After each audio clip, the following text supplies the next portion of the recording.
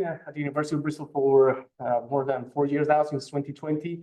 I've always been part of this Bristol and BOPS. It's called the Bristol and Oxford Passive Seismic Research Consortium. So we work a lot in general terms of figuring out different methods for monitoring the seismicity of any kind of either natural or induced by different kind of industrial activities.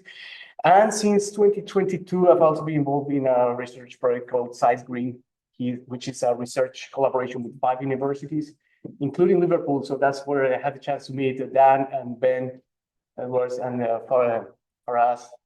So basically the focus of this research grant is to study the seismic hazard of the so-called green energy technologies like geothermal, carbon storage, hydrogen storage, and so on.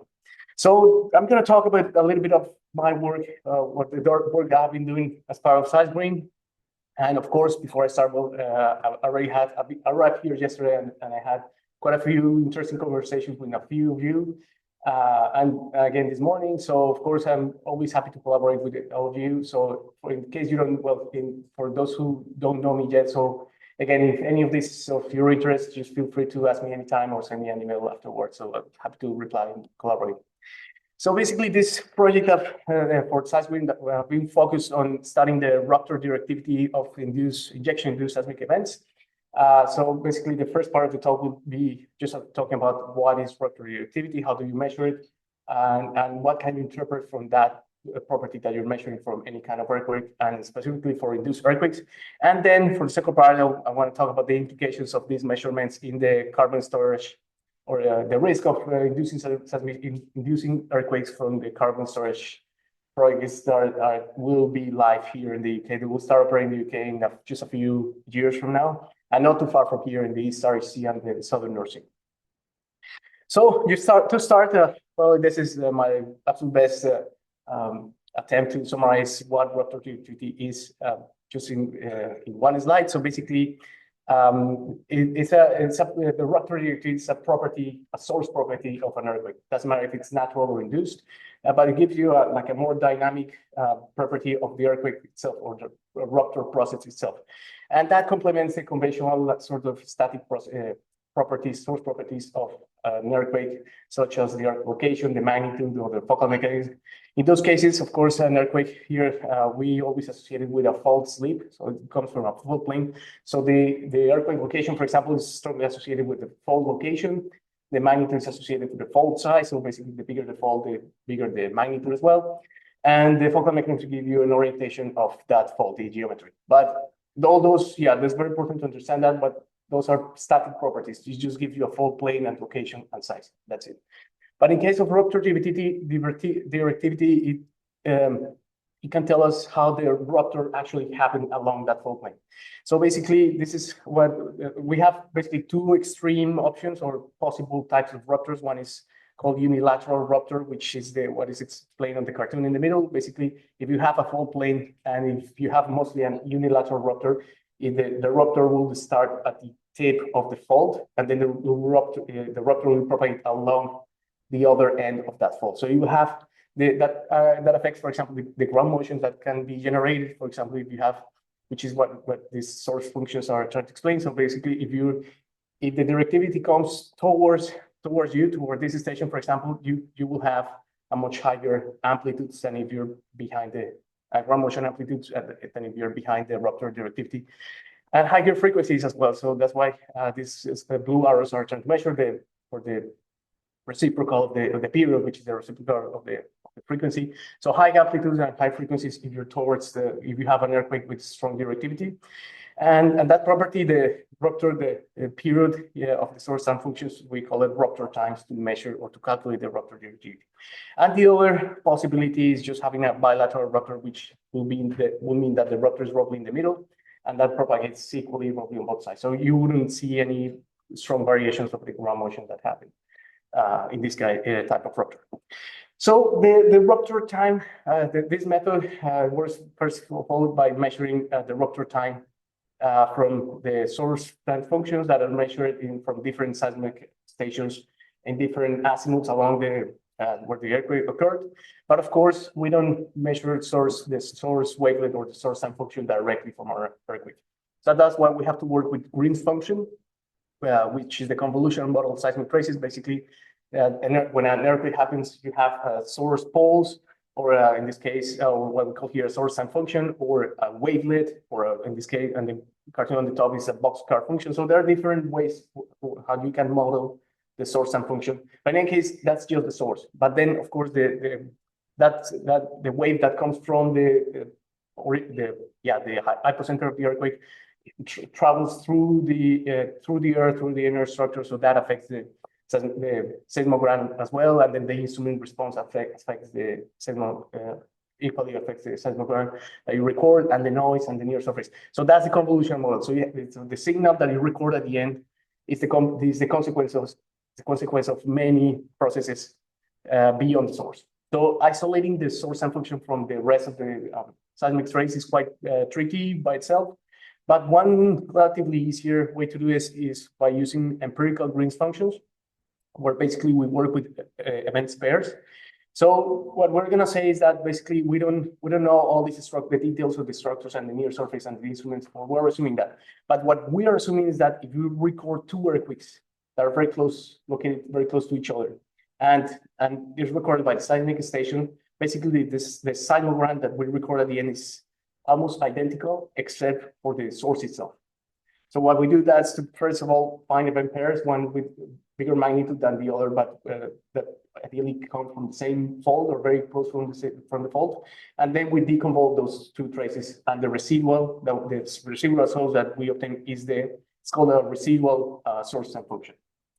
So that's pretty much how it works. So it's kind of, again, it's a tricky method to work with, but if you have a good seismic monitoring station, good data to work with, you can do the deconvolution. It's just part of the data processing that you have to do. And well, finally, I'll explain this in the last the next slide. So the way I use the differentiate unilateral from bilateral ruptures by fitting a rupture time model, which is trying to fit the variation of rupture time with azimuth. So if I see a strong correlation with rupture time with the azimuth, I classify it as a unilateral, and if I don't see it, it's just bilateral. So try to better understand this with an example. So this is the method applied to still today to the largest injection-induced earthquakes in Oklahoma in the United States. So basically, all these earthquakes, first of all, they're all associated with the injection of wastewater disposed of in the same formation, which is the Arbuckle formation. It's very permeable, and it has a huge storage capacity. So they're using it all in most of the state to store the water that is being produced from oil and gas wells.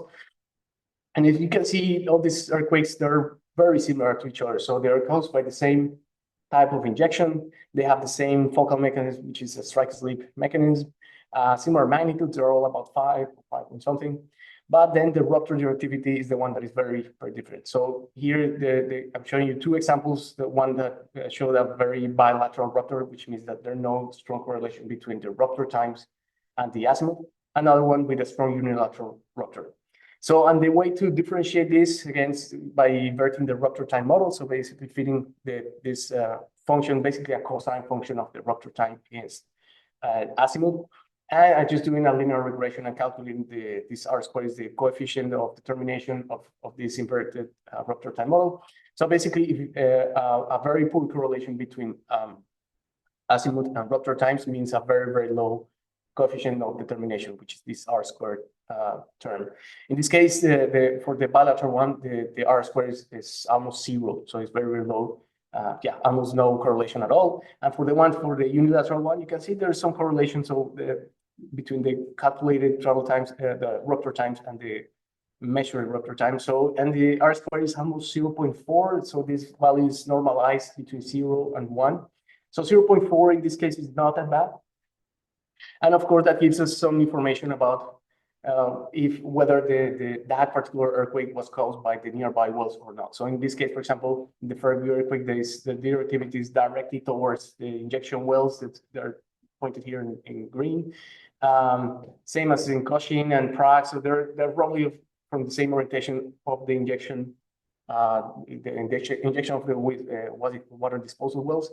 And the bilateral, they have a similar direction, but no directivity there. So probably how can you mitigate further seismicity from this area? So in this, the ones with unilateral rupture, they definitely should slow the injection rate or shut down the wells altogether. But in these ones, there is no direct correlation. So it's not shooting all the wells at the same time. It's just trying to determine which wells should be associated with the induced earthquakes. Well, I applied the same method, the coefficient of determination of this inverted rupture time model for all these 4 earthquakes, and I calculate the R-squared, the coefficient of determination for each earthquake. And I'm suggesting it's roughly a threshold of 0.23 roughly of this coefficient of determination to determine if an earthquake had a unilateral or bilateral rupture. And so next step was to, what I've done is trying to compile different like other case studies of seismicity associated with different types of injections, such as hydroelectric fracturing, geothermal, gas storage, and carbon capture storage. All of them, so something you can see here, well, so this threshold can tell me very clearly which earthquakes had unilateral rupture and which one that had a bilateral rupture. And on the left, you can see the self-similarity injection-induced earthquakes, basically the correlation between the magnitude and the mean rupture time, which is basically, you go back here, so you have the variations and the R-squared, but you also have the mean time, the rupture time. That depends on the magnitude. So the stronger the earthquake, also the longer the rupture time. So that makes sense. That makes sense. That self-similarity that I'm observing here. So what I want to do now is just go through a few more of these, well, not absolutely all of them, but just a few cases of induced seismicity. Now applying the same method and trying to understand how can we associate the directivity that we're observing with the injection process. So the next stage is way more familiar for me, at least, because I did my PhD in Western Canada. So I studied a lot the process of hydraulic fracturing over there. So basically, of course, this is going back. So the previous example is from Oklahoma. So it's, of course, far away, but at least we're on the same continent, on probably the same stress, state of stress. So I'll show you a stress map of North America to show the similarities of those 2 areas.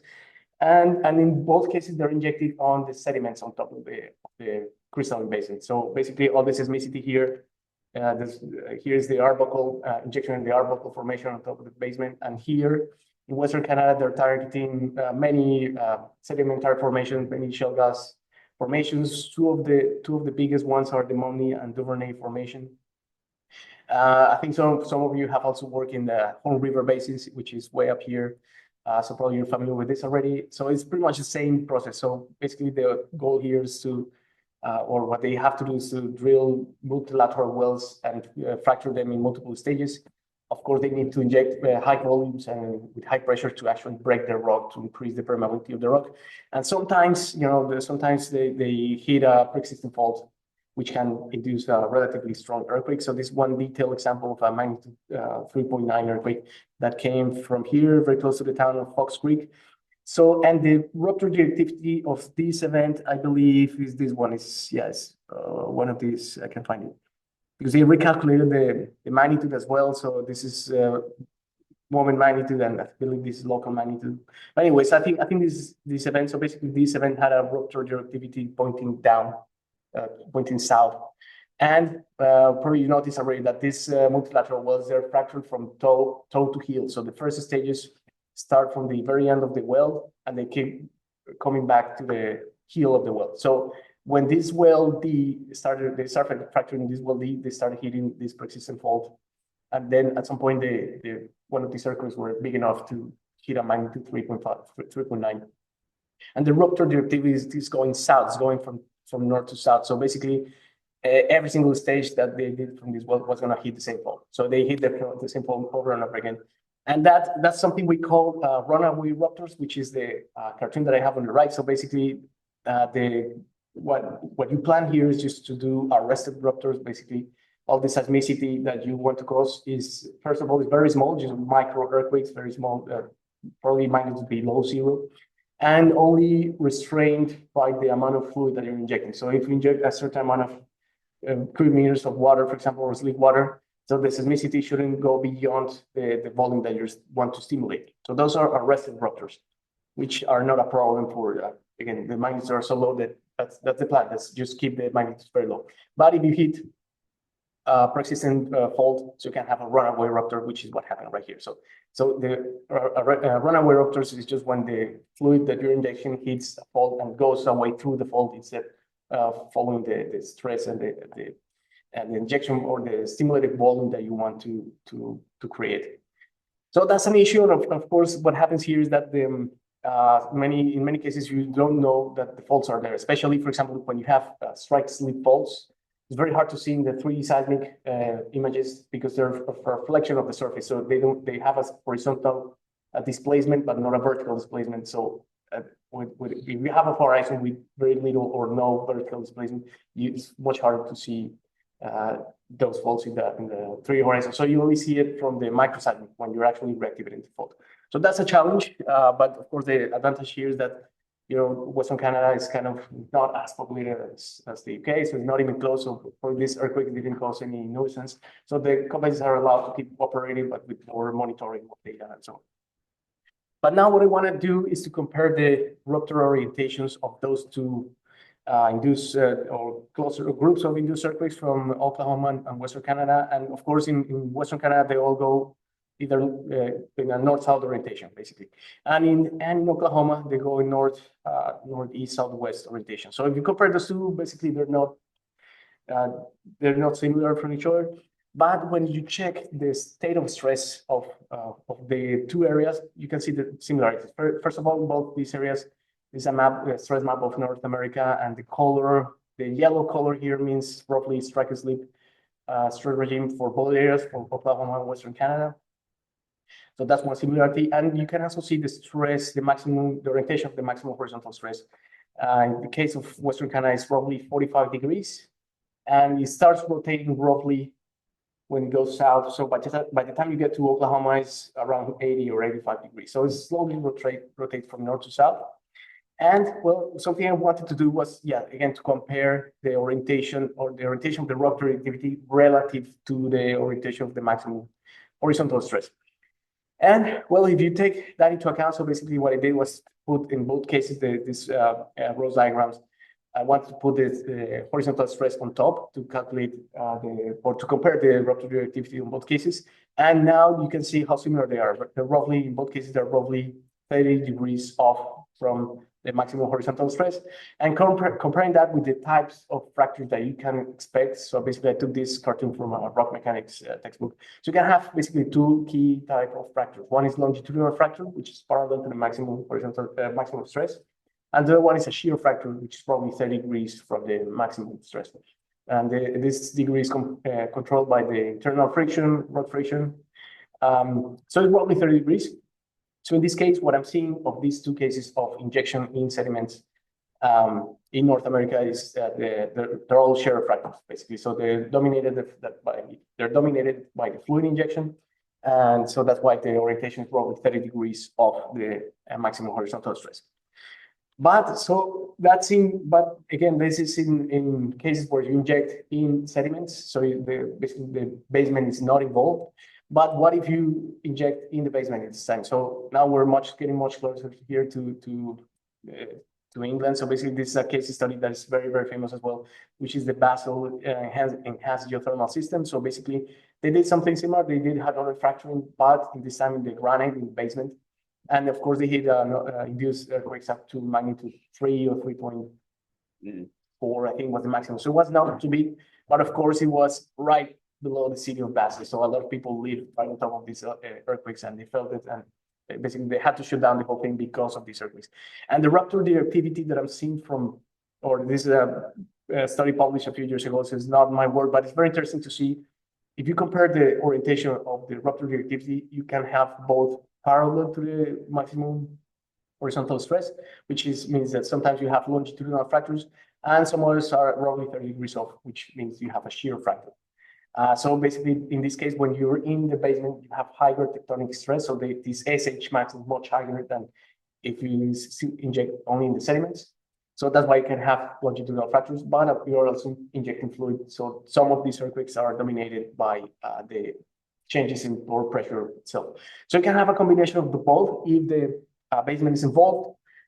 And I have a few other examples of the same method, of a few more examples, but so So those are basically the two possible types of fracture that I can see from rupture directivity, either longitudinal or shear fracture. But of course, I show you this chart on the left also. So in some cases, you don't have unilateral rupture. You have bilateral, which means you don't see clear directivity. And this is one example also in Switzerland, not too far from Basel, which is in St. Gallen. So basically what they said is like, okay, injecting in a basement underneath the city is not a good idea. So let's move it far away and somewhere else. So they did another test in St. Gallen. And basically unfortunately, the results were pretty much the same. So they induced a maximum magnitude 3.5, and similar story. They had to shut down the whole operation because of this earthquake. So it was very frustrating, I would say. So, but a couple of differences here is that first of all, they didn't inject directly to the sediments, to the crystalline basement. So they injected in these blue units. So these are Mesozoic sediments. But of course, you can see that they had a lot of normal faults not too far from those sediments. So basically, and the third regime here is normal faulting. So those faults are normal. So this maximum stress is the vertical one.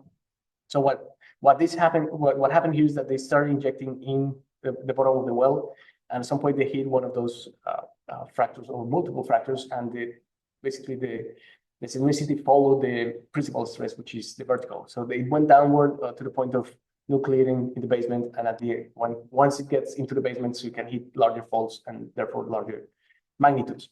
So what I'm arguing here, so something else I couldn't see from these earthquakes is what's rupture directivity. So the R square, the parameter that I'm using to determine that, was very, very low. So no clear directivity, but in this case, what happens here is that because the principal stress is vertical. So what I'm arguing is that possibly the rupture directivity is going downward instead of horizontally. But I can see it because I'm only working with surface stations, so I can only see the variation with azimuth, but not with depth. So that's something I'm arguing here. So probably that's what's happening here, which is very dangerous because if you have downward directivity, means that you're hitting deeper and deeper faults that could be bigger, and therefore the magnitude of the induced earthquakes could be larger. And well, another option, another case study where I also didn't, or I saw some earthquakes with directivity, but some others without it, was this one in Helsinki. So in this case, actually the completion was quite successful in terms of the magnitude that they induced. So they didn't surpass in any case magnitude 2. So that was the red threshold for them. They didn't reach it. So they were allowed to drill a couple of wells in the Helsinki Bay, and simulated them, and the magnitudes were not too high, so they were allowed to drill another well and simulate it a couple of years later. And what happens here is that the stress regime here is thrust faulting, so between thrust and strike slip. And you can see the focal mechanism here. This the deep thrust faulting system. So basically, the nodal planes are like oblique, but it's pointing outward. So what I'm thinking that is happening here is that the rupture in this side could be going upwards. And in this case, so you can only go that far. So so you're not going to reactivate bigger faults if you're going above your injection point. So that's why I'm thinking that they didn't reach bigger magnitudes here. But in this case, I also kind of proved my point. I think that's what's happening. But again, I'm only working with surface stations only. So I can tell for sure if it's a vertical rupture or just no bilateral rupture altogether. But in any case, so this is my attempt to interpret different results. Sometimes if you do have directivity, you can associate it with the stress, the maximum horizontal stress. And if not, it could be because you're having a vertical rupture instead of a horizontal. So, well, of course, you have to, in any case, you have to compile the stress fault. Try to figure out the tectonics of the area. So a couple of databases that I always use is the regional faults to understand the fault patterns in anywhere I am, and also the measurements of the horizontal maximum horizontal stress. And in this case, I got it from the world stress map. So probably some of you have worked with it already. So all these data sets are public, so you can put it. So basically, and many of these measurements, the maximum horizontal stress, which are the green lines, dark green lines, they come from earthquakes, actually. It's from the stress inversion from the focal mechanism of earthquakes. So basically, now that I'm talking in Helsinki, you can see there's very, very few faults and also very few stress measurements, which means that it's basically that's why you don't have any stress measurements anywhere nearby, or just very few. So, and that's because all this area in Eastern Europe is basically a crater. It's like a big, solid rock, very stable. So that makes sense for doing geothermal stimulations there. So you don't have too many faults nearby that you could reactivate. And it also makes sense for all the kind of projects that I don't work much on those, but like nuclear waste disposal, for example. I know there's a facility operating here in Helsinki already. That makes sense because having nearby faults is a concern. But so it makes sense if you're working that kind of area. But of course, if you try to do the same thing in Central Europe or Southern Europe, the story is completely different. So the magnitudes that are of the induced earthquakes that are reaching here, they're not too high, honestly, 3 something. No one's going to die for this. But they're strong enough to force all this project to be shut down completely. So in Switzerland, these two, they had to shut it down, and all along the Rhine River is it's a Rhine nodal fault structure that have a very similar issue. So they have every time they drill a geothermal well all along, like in Strasbourg, for example, they have the same issues, magnitude 3 point something earthquakes, and they had to shut it down as well. So there's something that still something that could be done. Of course, you need a lot more information monitoring to make the proper decisions of where do you actually want to do this kind of simulations in crystalline basins for, in this case, for geothermal production, for geothermal energy. And well, so from these maps, of course, in yellow, I have a compilation of cases, other cases of induced seismicity. So for the second part of the talk, I just want to talk about two more cases. One, which is Castor in Spain, which is they reactivate quite a bunch of faults on the basement of this. They were injecting gas in a depleted reservoir, so they induce earthquakes on below the injection point. Something very similar that here in St. Gallen, that the rupture went downward because the normal the stress regime was normal stress. So the principal stress was vertical. So what happened here is that, of course, so something else they did here, and also they actually did it in Helsinki, is that they attempted to put the injection points offshore. To try to put the earthquakes underwater. So that's why it's an interesting location that they chose here in Helsinki. So the wellheads are along the coast, and they're deviated towards the water. So basically, and these are the earthquakes that I showed you already, so they're occurring under the base, so no one lives on top of those earthquakes. So worst case scenario, you're a couple of kilometers away from anybody who could possibly be there, or critical infrastructure, so you don't have anything on top. So they did the same thing in Castor. Basically, they put the injection, the depleted reservoir is around 20 kilometers off the coast of Valencia in Spain. But the magnitudes here were 4.1. They hit two of those earthquakes, magnitude 4, and they were strong enough to be felt at the coast. So here is, I always say that just because you're offshore doesn't mean you're immune of having issues with induced seismicity. If the earthquake is big enough, it can cause disturbance to the local communities. And once again, this project had to be shut down just after a couple of weeks of injection, and they were planning to do a cyclic injection there for many years. And then they had to shut it down after 2 weeks just because of these earthquakes.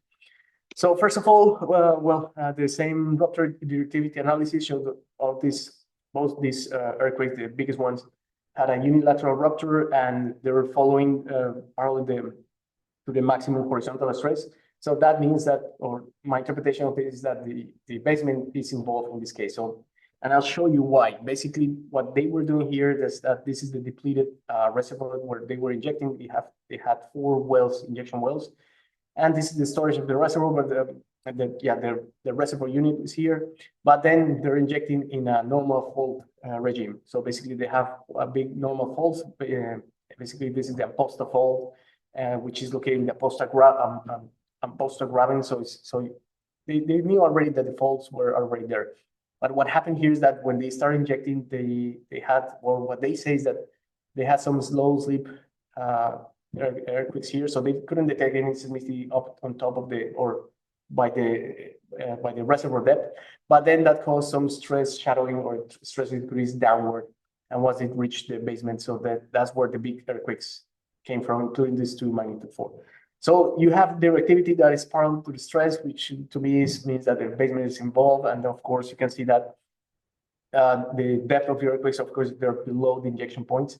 So another key learning point here is that when this project was first planned, so there was a lot of concerns of the seal integrity, the top of the seal, but I don't think they considered very well the bottom seal. So they checked the how many faults are on the top of the seal to be sure that whatever they inject will be kept there stored. But of course, if the pressure doesn't go up when we increase injection, that same pressure will go downward inevitably. So, and if it's big enough, you can reactivate faults in the basement and cause these large induced earthquakes. So that brings me to the last case study that I want to talk about, which probably is way more familiar to all of you, which is induced seismicity here in the UK. And of course, this was pretty much my first project here, studying seismicity associated in this case with in the carbon fracturing the Boland Shale. And you can see this shaded area is the location of the Boland Shale all across the Midlands. So basically it goes from coast to coast, but to test this method or test the feasibility of producing gas from this formation, they had to start somewhere. So they chose a pilot project or a pilot site in Blackpool, Preston New Road near Blackpool. And well, the issue, probably you're aware of this already, is that the maximum magnitude that hit there was 2.9. So once again, it's not big enough to cause any significant damage to infrastructure or anything. But once again, it's located in a very populated area. So the local residents felt this seismicity, complained about it, and that forced the government to shut down the whole operation. So what happens here is that you have a similar fault structure. You have, in this case, these Preston Road wells are very close, or they're within the area of the Elswick Graben. So you have a normal faulting regime, what I can see here, normal faults that go all the way to the basement, very similar to Castor. And what the government here in the UK did was to first of all shoot down the whole hydraulic fracturing operations in the entire country to avoid this kind of seismicity.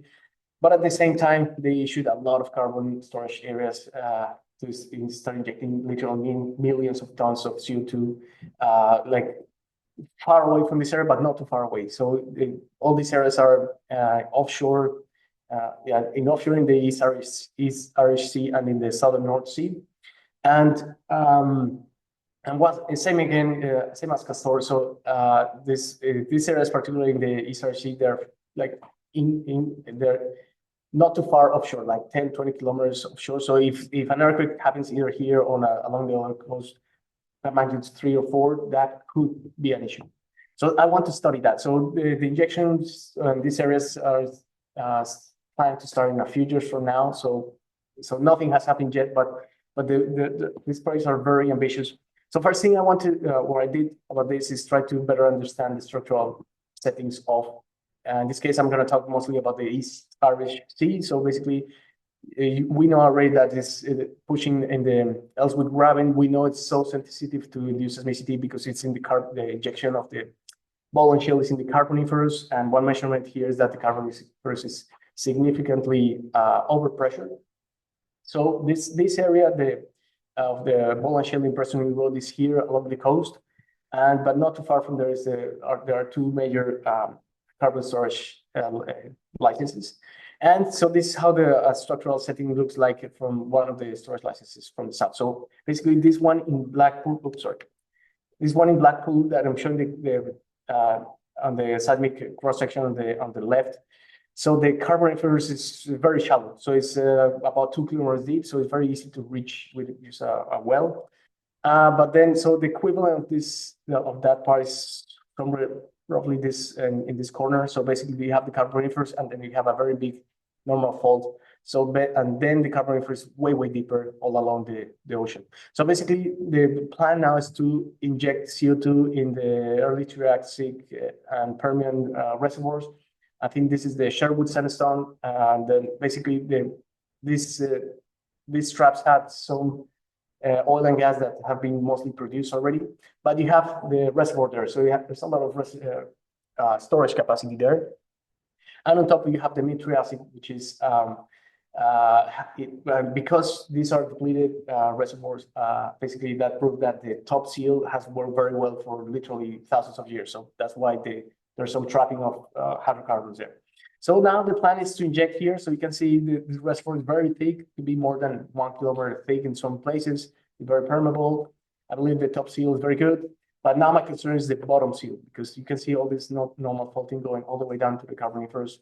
And we know from the Boland Shale, from the present Euro side, that the Carboniferous is very, is highly overpressure. So that could be a risk when it's, because basically when we have a higher pore pressure and you keep increasing it with the injection of CO2 or any other fluid, you can cause fault slip and reactivate some of these faults in the basement, and the magnitude of this induced earthquake could be magnitude 3 or 4. That could be big enough to be felt along the coast.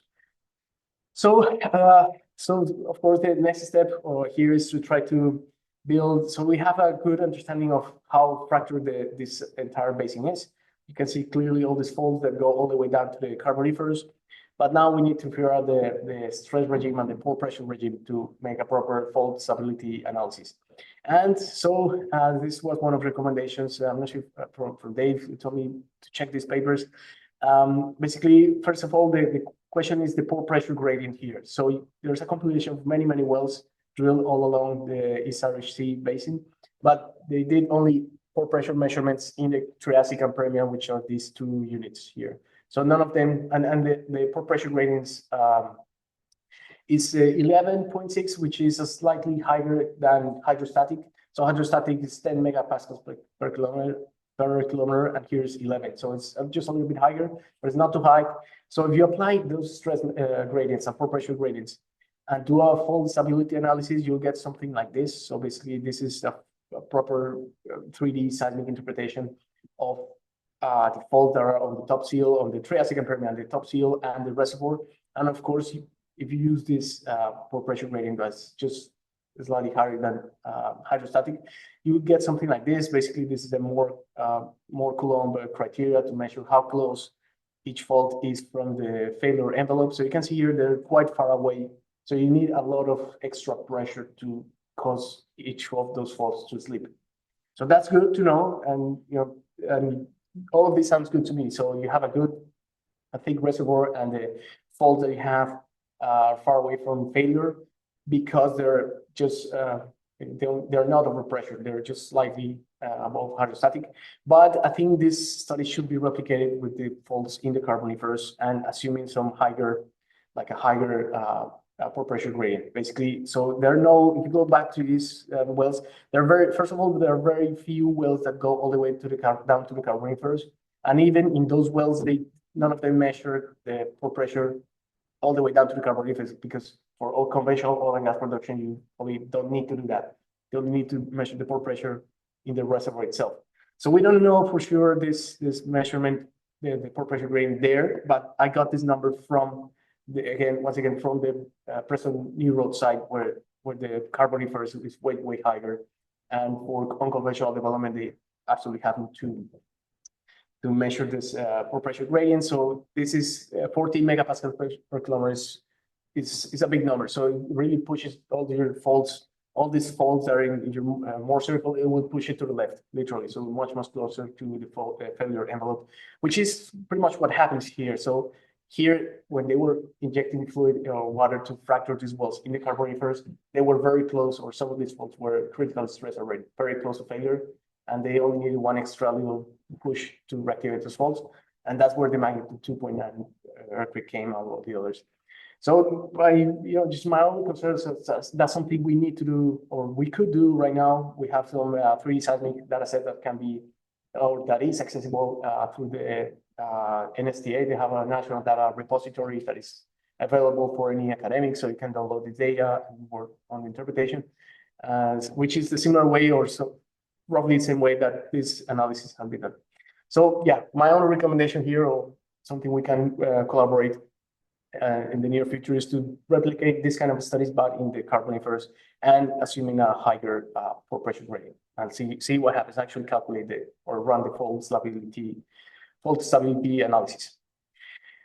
So well, that's something we can do. And one last thing I want to mention, this I have just a few slides left, is that once again coming back to Castor, another conclusion from this report from this study is that the operator offshore didn't have any seismic sensor or any seismic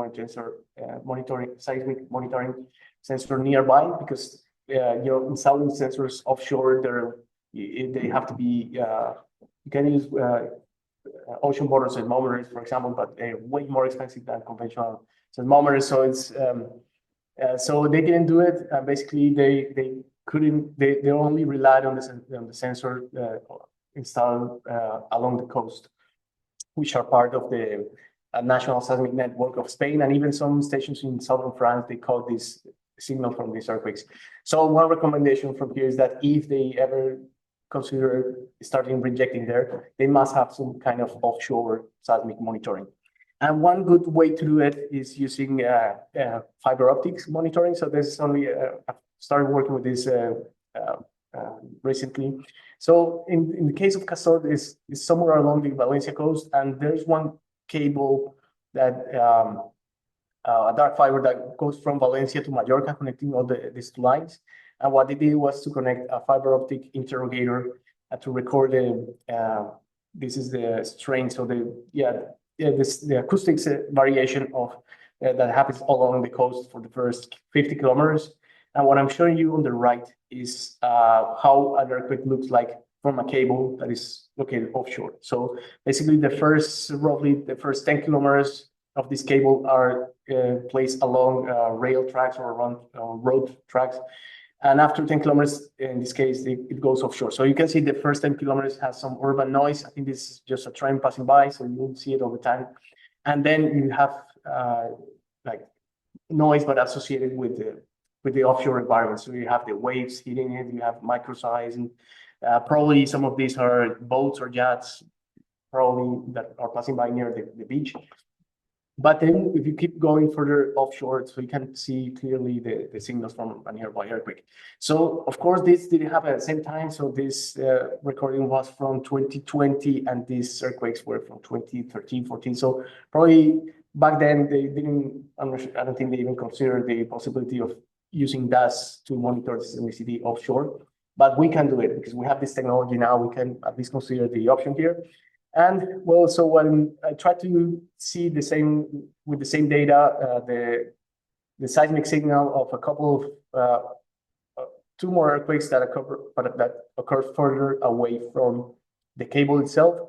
So what I'm showing you on the left is a similar like a compilation of different data sets of offshore seismic monitoring. So the one previously, this one I show you, I can see it clearly. But the other two, they're too far away. So I'm comparing the distance from the earthquake or between the earthquake and the cable with the magnitude to try to determine like a threshold detection for that. So basically, whatever is beyond this threshold on the left, I can see the signal and I can reprocess the data, relocate the earthquake and so on.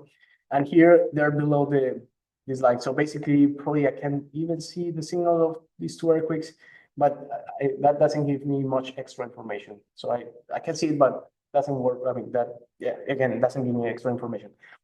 But so I didn't want to stop there. So I just went back to this chart and tried to see or work with a much clearer earthquake. And if you want to do that, you can always go to Japan. They have tons of earthquakes there. And they have a cable just north of where the Tohoku earthquake occurred, which was somewhere along here in the subduction zone.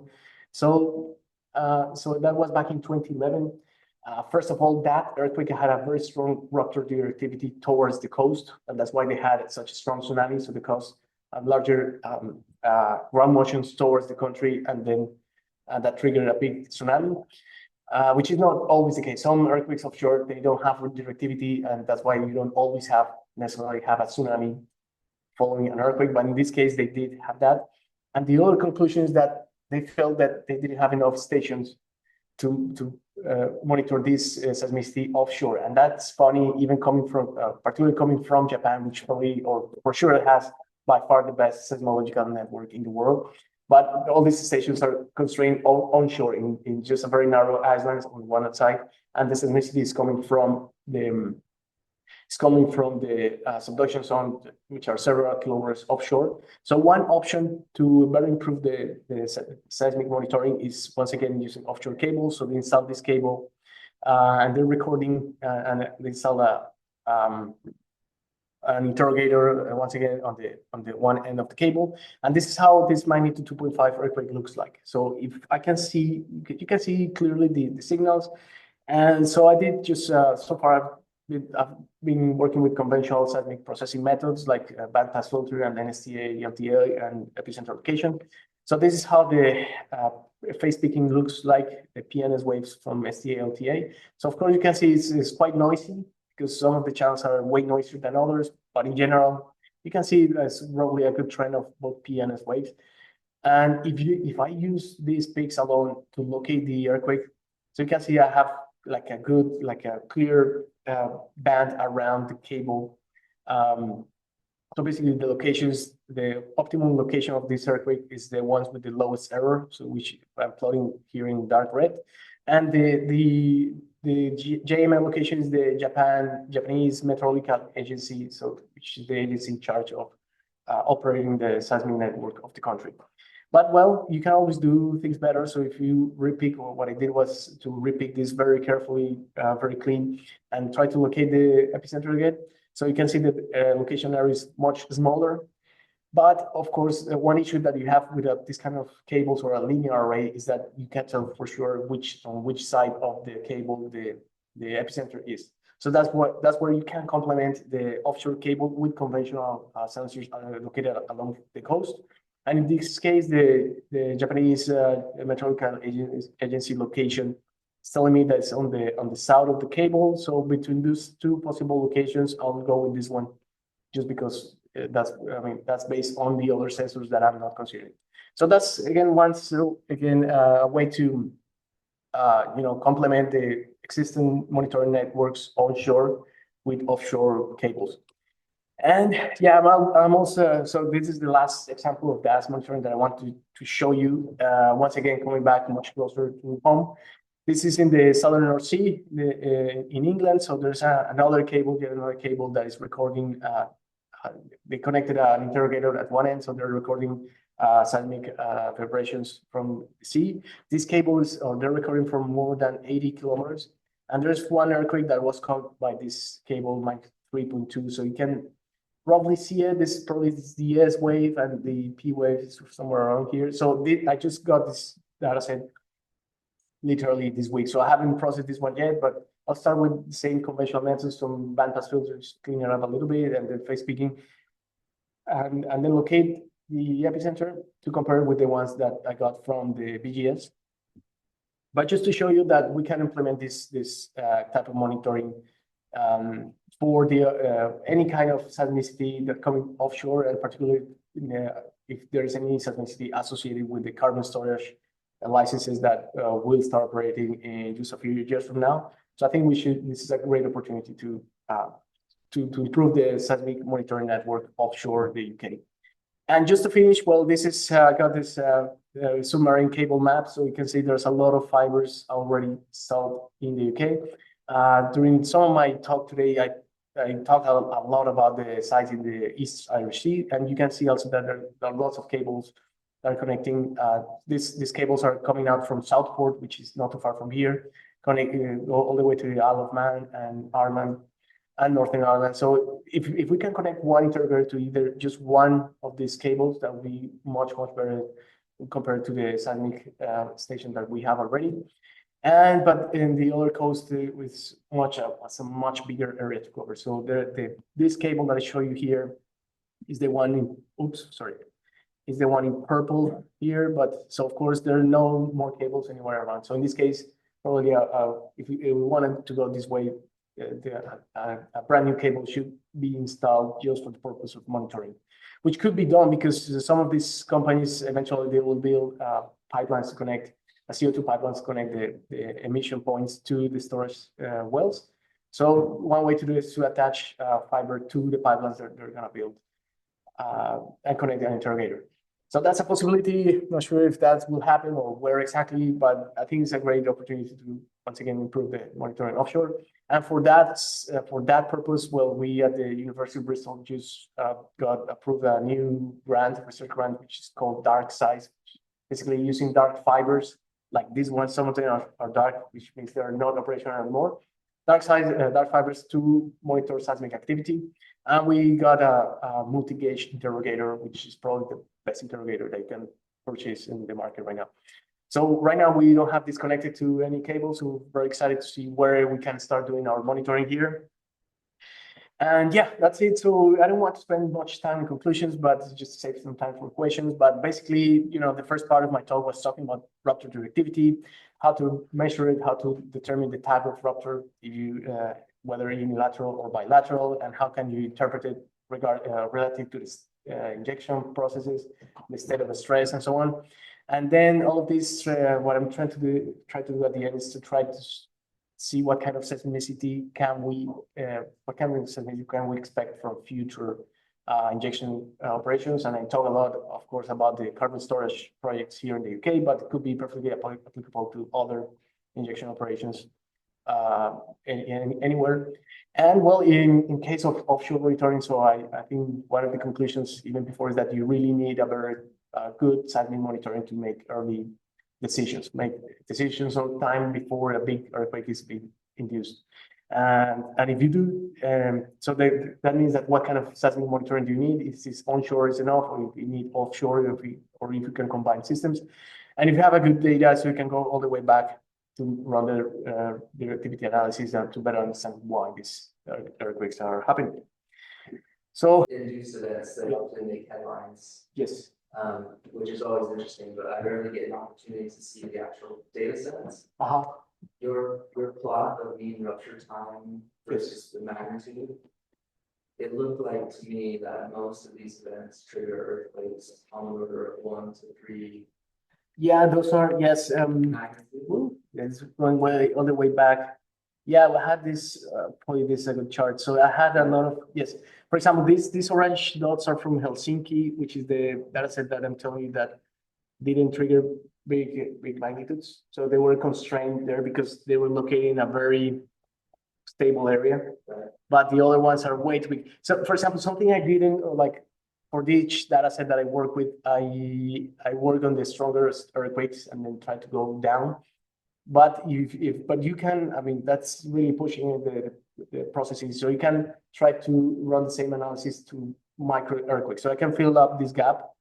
So, but that's just a lot of more standard processing challenges. And so the method I'm using, which is empirical grid function, basically you need to work with 2 earthquakes of different magnitude. So if you want a magnitude, let's say 3 of measure the activity of magnitude 3. So the auxiliary event that you need to work with has to be around or at least 2 orders of magnitude below. So, and in most of these cases, it's too low to actually have a clean signal. So I'm kind of limited by the magnitude of those lower earthquakes that I can do the deconvolution. In case of Helsinki, so for example, the purple ones from Fox Creek, which is another case study similar like than this one. So where they had a very dense monitoring stations covering, like right on top of the earthquake. So in those cases, I was able to measure the directivity of magnitude all the way down to, I think 1 point something was the minimum that I got. But yeah, this gap is something that, I mean, it can be filled up with more processing or with better or more stations installed on top of it, because many of these earthquakes, they're induced earthquakes, so the operators that were not expecting these levels of seismicity. So they only started a handful of stations, and then that's not enough to do. If I may, I want to ask a practical question. Yeah. Given that this is not a comprehensive dialogue, and you did a good job explaining the theoretical hazard risks for these types of induced earthquake events. Mm-hmm. But given the demand for the technologies, for the green technologies, I'm wondering what is your candid assessment of the policies and decisions to shut down these injection wells after 2 weeks of operation or after it's 1 year of operation, it seems like there's not going to be very many companies willing to invest a lot of capital. Yeah, which I totally understand. Yes. If there's a perceived risk that they're going to get shut down after 2 weeks of operation, even though the magnitudes are not big enough that are occurring aren't even enough to damage undersea cables, let alone top of buildings, causing legal destruction. So, like, what is your viewpoint on, the likelihood that these technologies progress, given the catalog of data that you compile? Yeah. So, for example, that's something like I don't have a simple answer for that. Like, but I understand the pressure, and because at the end of the day, it's just a lot of the decision making. So at this point, I think we have a good understanding of the risks of the rectification faults and so on. The technology that we have to install, so we need much better monitoring to have to detect early weaker earthquakes before, like, the foreshocks of an earthquake. So, but at some point, it's the other part that I haven't talked about is like the public perception of certain kind of operations. So basically, here in the UK, the seismicity that happened in Blackpool in Preston Road was from oil and gas, from fossil fuels. So that kind of seismicity had a bad perception. But for example, down in Cornwall, there are a couple of geothermal wells that hit a magnitude 1.7 or 1.9. So yeah, a bit weaker than the 2 point something that we got here. But just because it's geothermal instead of oil and gas, so the public perception was much better, let's say. So they didn't complain about it. So that's one of the green technologies that seismicity caused by one of those green technologies here in the UK. So you can see the contrast. And this, the last part of what I talk about carbon storage, that's also a clean technology that really will help to reduce the emissions, overall emissions, by millions of tons.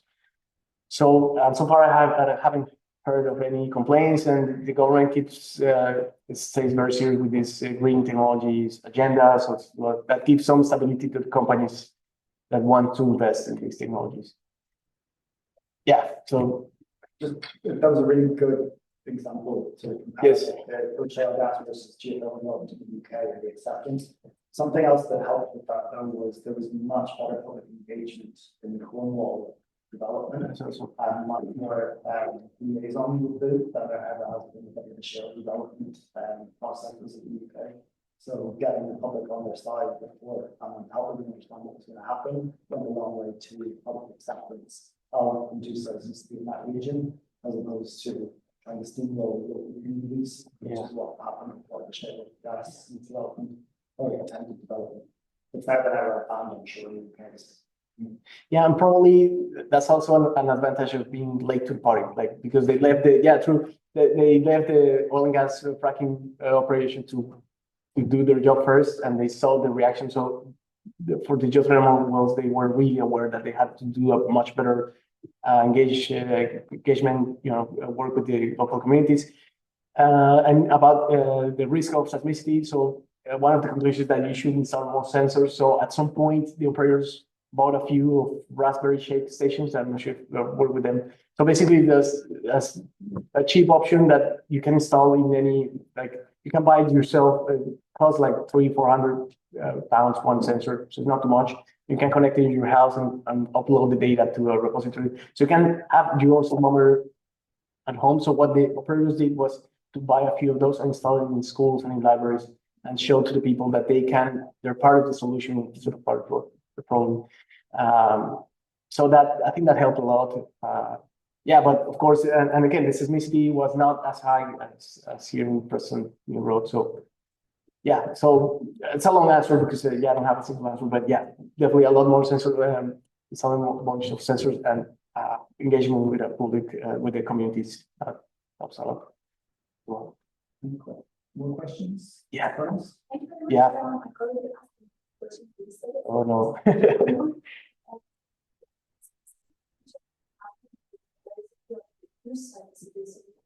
Physical quite well.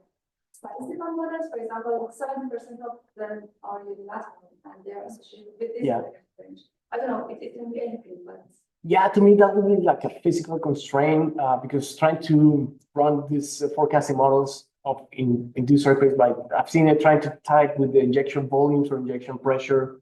That makes sense. Probably injection rate, yeah, the faster you inject, like the higher, that's another point, or the pressure. And about the directivity, you could try to do it. So there's some, because they're constrained by the stress. So where is the stress going? So that's a physical constraint, not just the volume injecting, but where the stress is going. So the fluid will follow the stress roughly, which is how these hydrofracturing sites are planned, for example. Here they know that the fractures, the maximum horizontal stress is 45 degrees, so all these arrested ruptures follow the maximum stress. So they kind of predicted that correctly already, except when they hit one of those persistent faults. So that's when it goes way off. So that when you have a sudden change of the location of the earthquakes or of the directivity, that means the directivity is following a pre-existing fault instead of the stress. So that sudden change, that could give you a hint of that this seismicity is not the same as this one. This is runaway ruptures. This is arrested ruptures. Is there any data for person?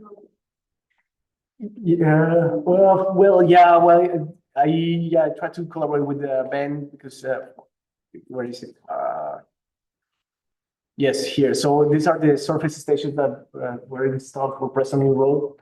One limitation that I have. So going back to pretty much the very first slide that I told you, is that what I'm doing is the decomposition of two seismic traces to get a residual, and then to get a source time function, and then compare simply that source time function with different azimuths. But one requirement for make that to work is that to have the same type of sensor, basically. So in some cases, you only have broadband sensors, you only have short period sensors. I think here we have a combination of both. So when I run the same code, so some stations had always the same very short rupture times, and the other ones much larger, but that's because the sensor is different. So I couldn't get any conclusive measurements from here. That's another recommendation, like ideally. Very suspicious. But so I run the code, but I can't go back to it once I get back to the office. But yeah, no, I didn't like the result I got because I think that there's an issue with it. When you try to do the same analysis with different sensors, you get always the same same measurements roughly. Different sensors. So your answer is no, or I have some, but I don't trust the results much.